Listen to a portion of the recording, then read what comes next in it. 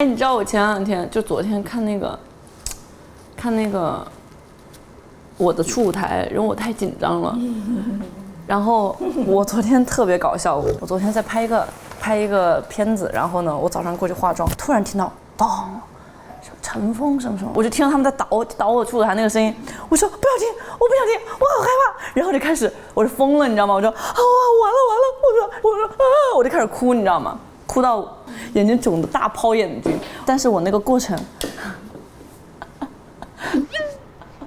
被我的工作人员录下来了，然后发到了网上，然后网友说我 cos 可云，就是这样，不要看，我好害怕，就是你知道吗？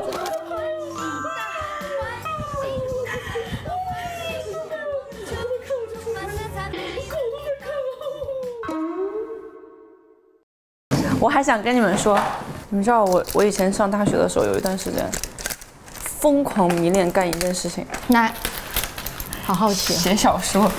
写小说啊，没日没夜的写。天哪！就是没日没夜的在，就那个咖啡厅是一开一夜的，开到凌晨4点那种。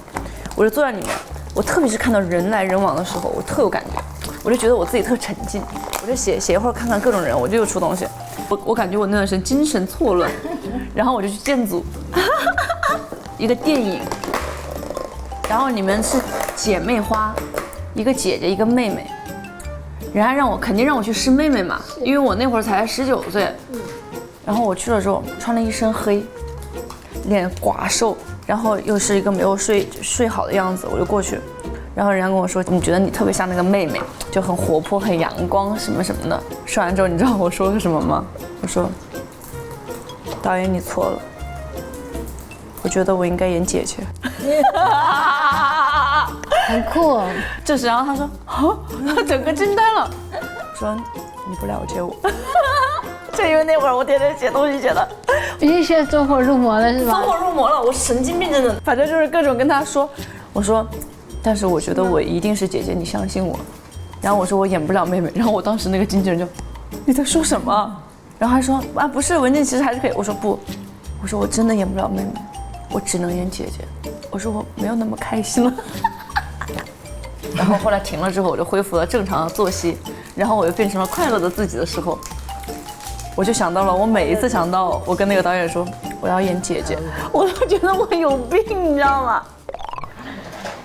猫，but don't say a thing。吃柿子，这啥柿子？人家是圣女果，怎么是柿子呢？西红柿吗？西红柿，柿子和西红柿是2个东西。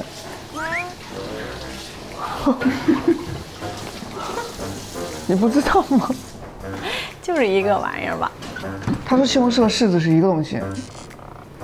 你要怎么跟他解释？西红柿就是这个，就是秋天那个挂在上面的那个沉沉的那个是黄柿子色的叫柿子，对，这个也叫柿子，可以做柿饼的是柿子。但这也叫柿子吗？ No， 这叫圣女果。大的呢？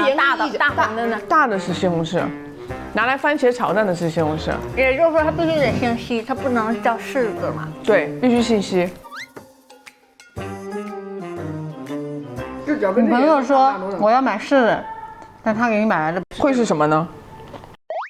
会是大红柿子。你这说法我第一次听。对啊，我也没听过，西红柿和柿子一个东西。肯定是因为东北就管柿子叫柿子，就这几个东西都叫柿子。不是啊，东北人家这叫西红柿。真的吗？你等下问刘轩。咱们不举高，提前透露。可以。你问啥？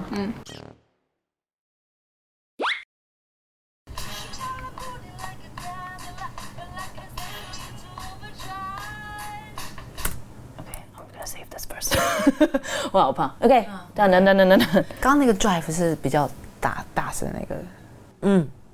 对。No, you don't like it？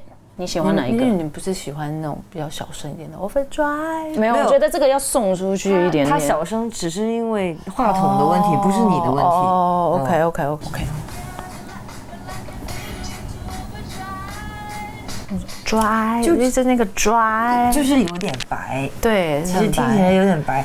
像超白。正常你 Overdrive。他们已经开始了吗？没有，他们在试音。因为这首歌不一样，这个又要唱也要跳，这两个都得。这只手啊，哪个手？抢歌的手。但是，你比如招牌动作和北美，你现在你想选哪个？命运的安排，命运安排了我跟着你选了这个，就是这个。是不是啊？绝对的，必须的。我要听从命运的安排。